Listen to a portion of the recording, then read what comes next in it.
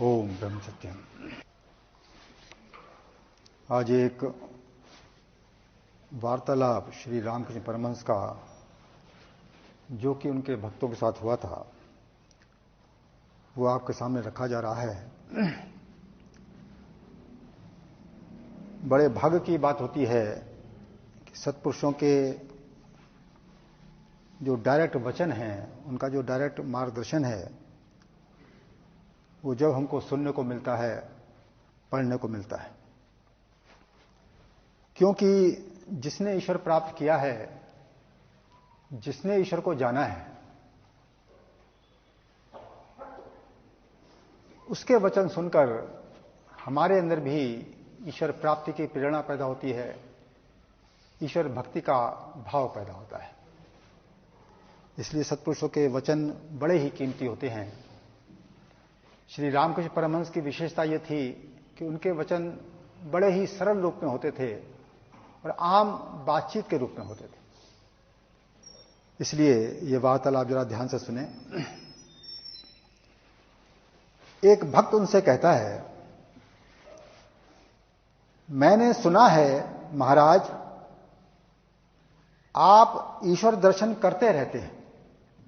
मैंने सुना है महाराज आप ईश्वर दर्शन करते रहते हैं, तो हमें भी करा दीजिए। श्री रामकृष्ण कहते हैं, सब कुछ ईश्वर के अधीन है, सब कुछ ईश्वर के अधीन है। भला आदमी क्या कर सकता है?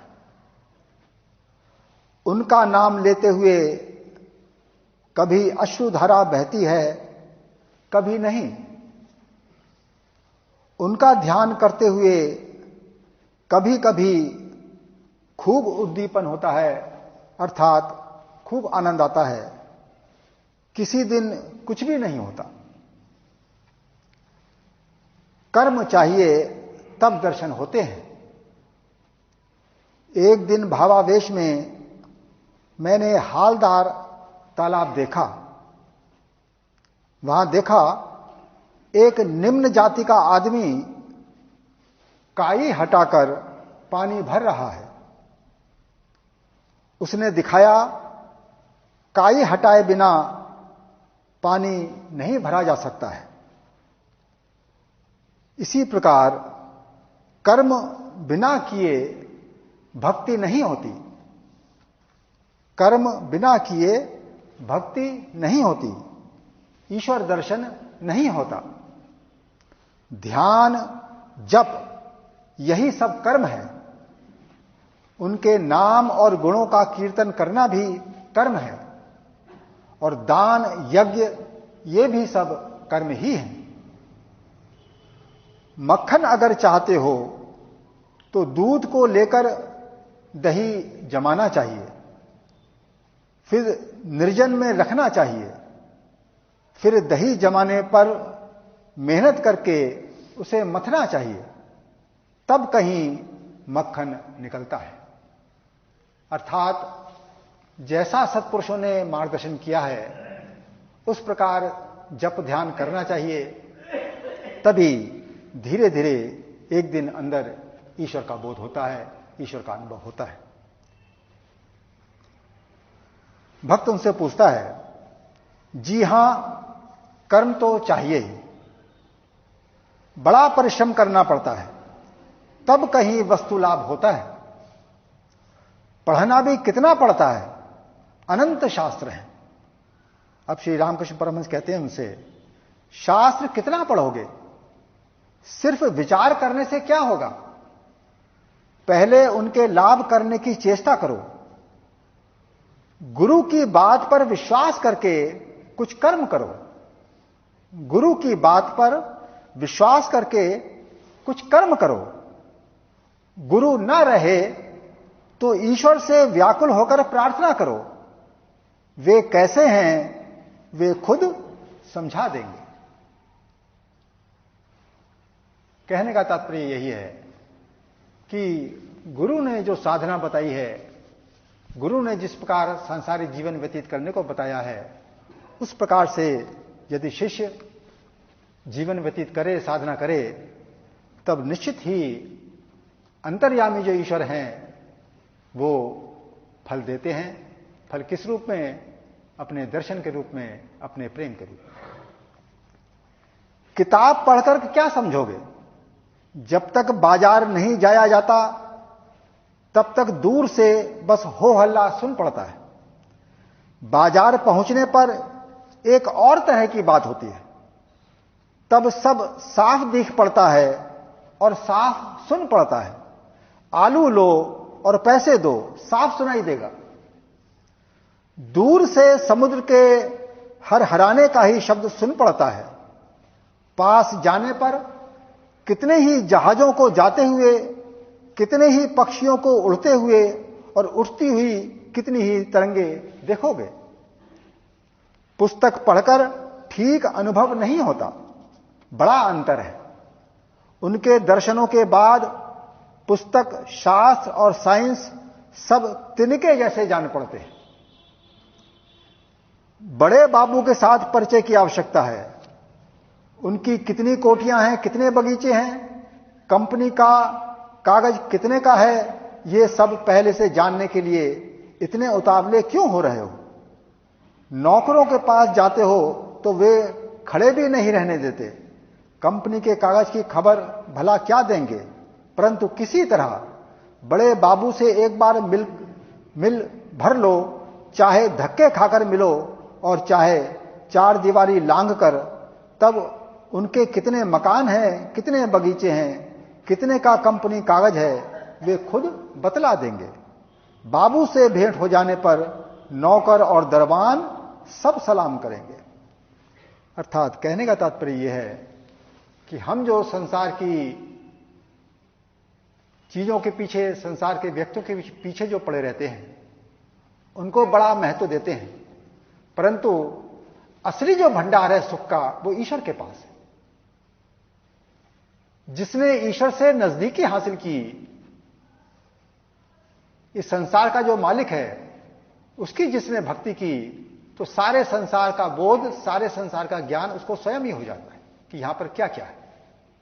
पहले यदि संसार का ज्ञान प्राप्त करने चले तो भटक जाओगे, यह ज्ञान आपको कभी भी प्राप्त नहीं हो पाएगा।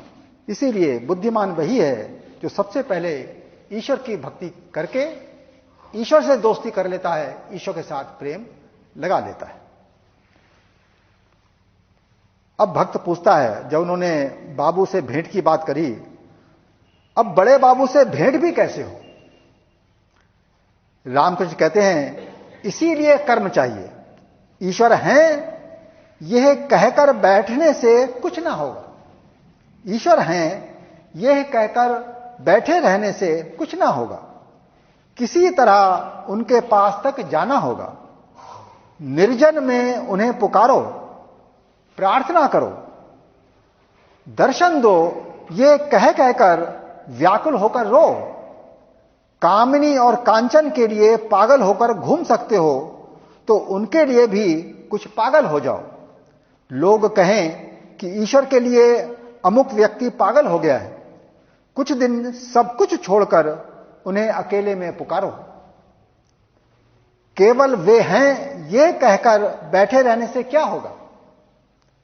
हालदार तालाब में बहुत बड़ी बड़ी मछलियां हैं, परंतु तालाब के किनारे केवल बैठे रहने से क्या कहीं मछली पकड़ी जा सकती है? पानी में मसाला डालो, मसाला का अर्थ जो चारा खाती हैं मछलियां, उसको मसाला कहते हैं। पानी में मसाला डालो, क्रमशः गहरे पानी से मछलियां निकलकर मसाले के पास आएंगी, तब पानी भी हिलता डुलता रहेगा, तब तुम्हें आनंद होगा। कभी कभी किसी मछली का कुछ अंश दिखलाई पड़ा, मछली उछलती और पानी में एक शब्द हुआ, जब देखा तब तुम्हें और भी आनंद मिला। उनका इशारा इसी ओर है कि जैसे जैसे मनुष्य अंतर्यामी ईश्वर की अंदर भक्ति करता है, जप के द्वारा, ध्यान के द्वारा, तो अंदर वो बड़ी मछली क्या है, वो अंदर नाद का जागरण, कुंडलनी का जागरण ही वो बड़ी मछली है, जिसका अनुभव इस जीव को होता है। तब इसको बड़ा आनंद होता है कि मेरी मेहनत सफल हो गई, वास्तव में प्रभु हैं, उनकी शक्ति अंदर मौजूद है, उस शक्ति के अंदर आनंद है। यह अनुभव जब इस जीव को होता है, इस साधक को होता है, तब बड़ा आनंद, बड़ी प्रसन्नता इसको होती है। दूध जमाकर दही मथोगे तभी तो मक्खन निकलेगा। ये अच्छी बला सिर चढ़ी, ईश्वर से मिला दो और आप चुपचाप बैठे रहेंगे। मक्खन निकालकर मुंह के पास रखा जाए, अच्छी बला आई मछली पकड़कर हाथ में रख दी जाए। लोग तो ऐसे ही चाहते हैं, जैसा ये भक्त पूछ रहा था कि आप तो ईश्वर दर्शन करते रहते हैं, हमें भी करा दो। तो उसी के लिए रामकृष्ण परमहंस कहते हैं कि अच्छी बला आई मछली पकड़कर हाथ में रख दी जाए। एक आदमी राजा से मिलना चाहता है। 7 ड्योढ़ियों के बाद राजा का मकान है। एक आदमी राजा से मिलना चाहता है। 7 ड्योढ़ियों के बाद राजा का मकान है। पहली ड्योढ़ी को पार करते ही वो पूछता है, राजा कहां है? जिस तरह का प्रबंध है उसी के अनुसार 7 ड्योढ़ियों को पार करना होगा या नहीं। यहां देखिए, फिर वो अंदर की बात कर रहे हैं। रामकृष्ण परमहंस गहरी बातों को भी एग्जाम्पल के द्वारा समझाते थे कि 7 ड्योढ़ियां क्या हैं। ये अंदर जो 7 चक्र हैं, जिसको महाराज जी की वाणी कर रही है, गुदा लिंग नाभि अस्थाना हृदय कंठ धरे मकाना। तो ये 5 चक्र ये हो गए। एक आपके दोनों भाव के बीच में चक्र होता है, आज्ञा चक्र जिसको बोलते हैं, और अंतिम चक्र जो है वो सहस्त्रधर कमल होता है, जो आपकी चोटी के स्थान पर होता है। तो कहते हैं कि ये 7 चक्र पार करने पड़ते हैं।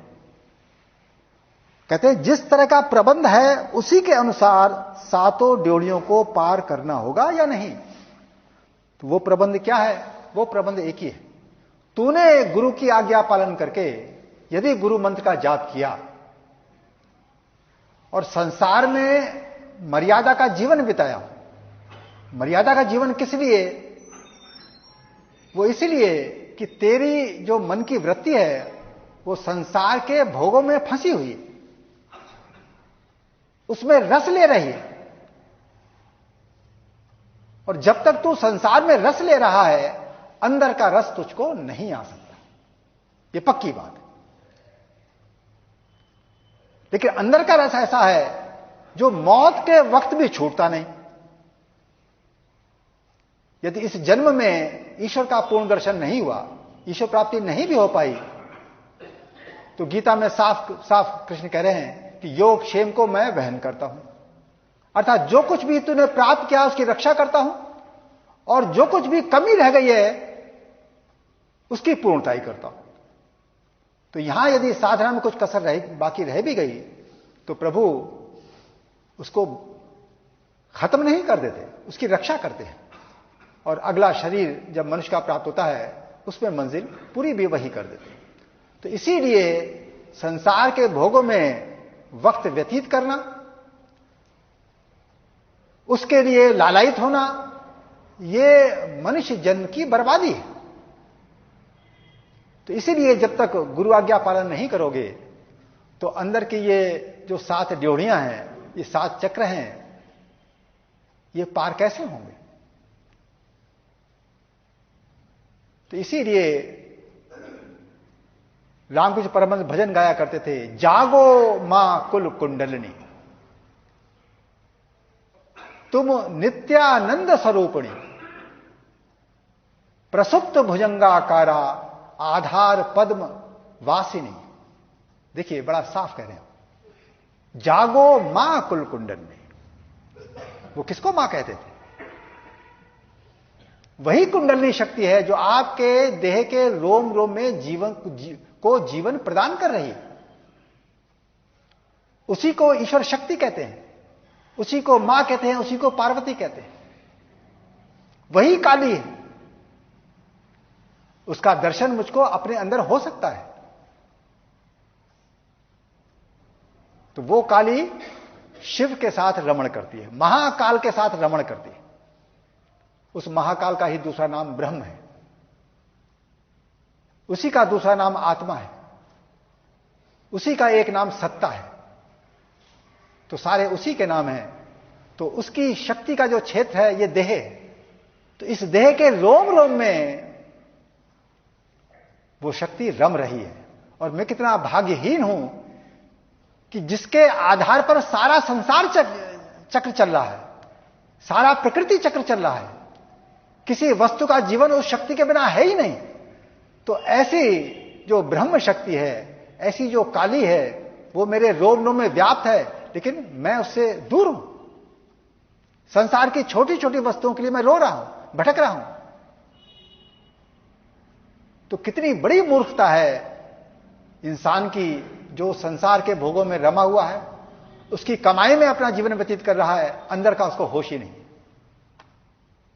तो सत्पुरुष बार बार अपने वार्तालाप के द्वारा इसी बात का की याद दिलाते हैं कि अंदर चलो, बाहर भटकना ही भटकना है, भ्रम ही भ्रम है, असली संपत्ति तो अंदर है। अब वो भक्त कहता है, किस कर्म से हम उन्हें प्राप्त कर सकते हैं? किस कर्म से हम उन्हें प्राप्त कर सकते हैं? अब रामकृष्ण परमहंस कहते हैं, उन्हें अमुक कर्म से आदमी पाता है और अमुक से नहीं, ये बात नहीं। उनका मिलना उनकी कृपा पर निर्भर है।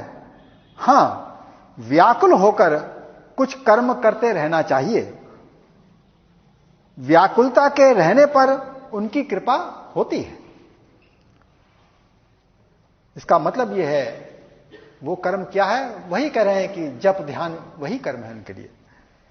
कोई सुयोग मिलना चाहिए, चाहे साधु संगत हो या विवेक हो या सद्गुरु की प्राप्ति। कभी इस तरह का सुयोग मिल जाता है कि बड़े भाई ने संसार का कुल भार ले लिया, या स्त्री विद्या शक्ति धर्मात्मा निकली, या विवाह ही ना हुआ। इस तरह संसार में ना फंसना पड़ा। इस प्रकार के शुभ संयोग के मिलने पर काम बन जाता है। अर्थात ऐसा यदि बंधन कभी भाग्य से जीव को ना मिले तो पूरा वक्त वो ईश्वर की भक्ति में, ईश्वर के सिमरन में लगा सकता है। अब एक उदाहरण दे रहे हैं इस संयोग का। किसी के घर में सख्त बीमारी थी, अब तब हो रहा था।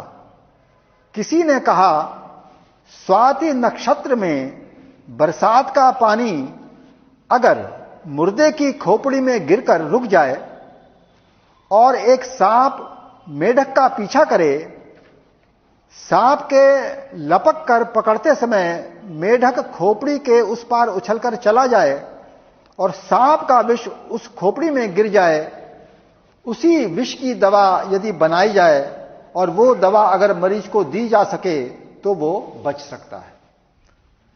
तब जिसके यहां बीमारी थी वो आदमी दिन मुहूर्त नक्षत्र आदि देखकर घर से निकला और व्याकुल होकर यही सब खोजने लगा। मन ही मन वो ईश्वर को पुकार कर कहता गया, हे ईश्वर, तुम अगर सब इकट्ठा कर दो तो हो सकता है।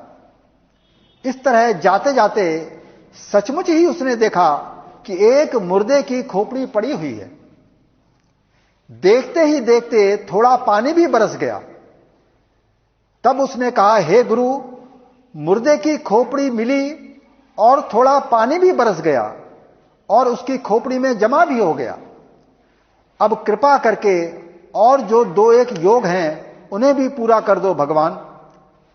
व्याकुल होकर वो सोच ही रहा था कि इतने में उसने देखा कि एक विषधर सांप आ रहा है।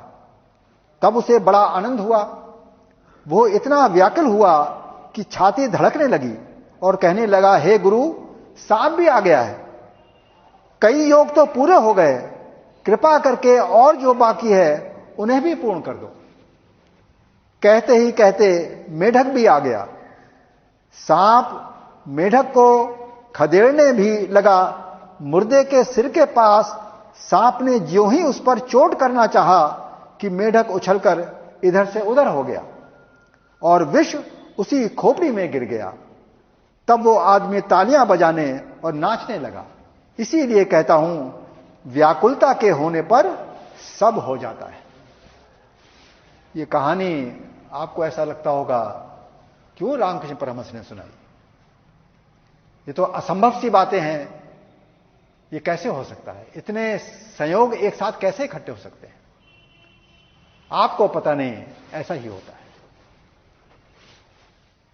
मीरा को देखो ना,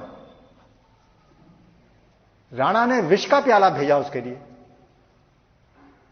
जेल में डाल दिया, बंद कोठरी में डाल दिया उसको। उसके साथ क्या नहीं किया, लेकिन प्रभु ने कैसे कैसे संयोग उसके लिए पैदा किए। संत रविदास जैसा गुरु भी भेज दिया, उस विष से उसकी रक्षा भी कर दी। विष पीने के बाद भी अंतर्यामी प्रभु ने उसकी रक्षा भी कर दी और वहां से उसको वृंदावन भी भेज दिया। तो चाहे कैसी भी परिस्थिति क्यों ना हो, ईश्वर सब कुछ कर देता है। महाराज जी के जीवन में भी देख लो, जिस समय अंदर ईश्वर की ऐसी तड़प थी कि देह का होश उनको नहीं रहता था, तो अंधेरे में सुबह सुबह निकल पड़े, तो पहाड़ से गिरे तो देह की रक्षा कर ली प्रभु ने। और महाराज जी ने खुद इस बात को कहा था, प्रेमी, जब ये पहाड़ से नीचे गिरे थे उस समय इनको ऐसा लग रहा था कि ये सीधे सीधे नीचे जा रहे हैं और किसी कोमल हाथ वाले ने इनको थाम रखा। तो प्रभु क्या नहीं कर सकते? जो लोग अंदर की यात्रा करते हैं, अंदर जिनको ईश्वर के क्षेत्र का बोध होता है, उसके बाद भी कितनी परेशानियां आती हैं, कितनी स्थितियों से गुजरना पड़ता है। रामकृष्ण परमहंस खुद कहते थे, मेरे पास हृदय रहता था, उनका रिश्तेदार था एक। कई वर्ष मेरी यह हालत थी कि मुझको अपनी देह का होश ही नहीं रहता था, वही मेरी रक्षा करता था। तो जब भक्त को देह का होश नहीं है, प्रभु प्रेम में इतना लीन है, उसके खाने की व्यवस्था करना, उसकी रक्षा की व्यवस्था करना, उसके लिए प्रभु कोई ना कोई आदमी भेज देते हैं। तो इसीलिए ये जो असंभव से काम लग रहे हैं, ये असंभव नहीं है। प्रभु के मार्ग पर चलने वाले, उनको पर ऐसी कृपा होती है कि बड़े बड़े असंभव कार्य प्रभु उनके पूरे कर देते हैं। इसीलिए पूरे मनोयोग से प्रभु की भक्ति करना, उनकी ओर अग्रसर होना, यही जीवन का उद्देश्य है। इस बात को कभी नहीं भूलना चाहिए। संसार तो आता रहेगा, जाता रहेगा, यहां की परिस्थितियां बदलती रहेंगी, लेकिन इन बदलती परिस्थितियों में जो ईश्वर का पल्ला नहीं छोड़ता, उसका सिमरन नहीं छोड़ता, उसको ईश्वर का दर्शन एक दिन अवश्य होता है। ये विश्वास हमारे अंदर रहना चाहिए। ओम ब्रह्म सत्यम सर्वम।